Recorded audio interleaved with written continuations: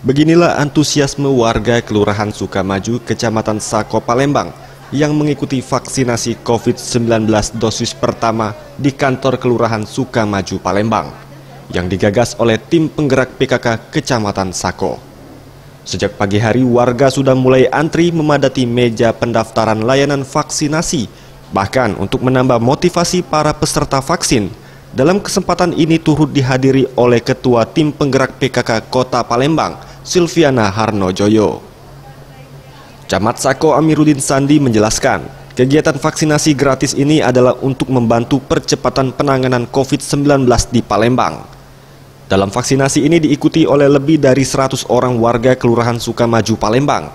Vaksinasi ini akan dilakukan secara bertahap pada setiap kelurahan di Kecamatan Sako, Palembang. Alhamdulillah antusias warga cukup banyak dan target kami pada hari ini tercapai lebih dari 100 orang. Alhamdulillah ini sudah sedikit lagi mencapai target dan kami berharap dengan upaya kami yang kami lakukan ini membantu percepatan penanganan pandemi COVID-19 di Kota Palembang.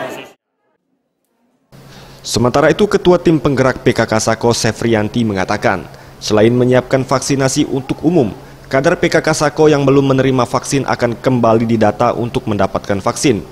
Mengingat pada tahap sebelumnya, vaksin hanya diperuntukkan bagi kader yang berusia di atas 60 tahun. Kader PKK itu mungkin baru 50%, karena kemarin itu kan di atas 60.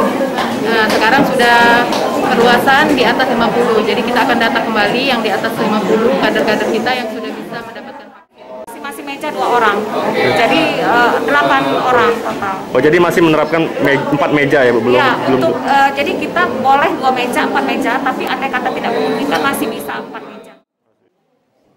Tim Liputan Sriwijaya TV.